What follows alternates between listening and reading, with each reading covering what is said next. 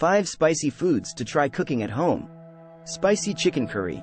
Chicken curry is a popular Indian dish that can be made with a variety of spices, including cumin, coriander, turmeric, and chili powder. Adding extra chili powder or fresh chili peppers can make it extra spicy. Spicy salsa. Salsa is a Mexican dip that can be made with fresh ingredients like tomatoes, onions, and cilantro. Adding jalapeno peppers or chili flakes can make it spicy. Spicy Thai noodles. Thai noodles, like pad Thai or drunken noodles, can be made with a variety of spices and herbs, including chili flakes, ginger, garlic, and basil. Spicy tofu stir-fry. Tofu stir-fry is a healthy and flavorful dish that can be made with a variety of vegetables and spices, like chili sauce, soy sauce, and sesame oil.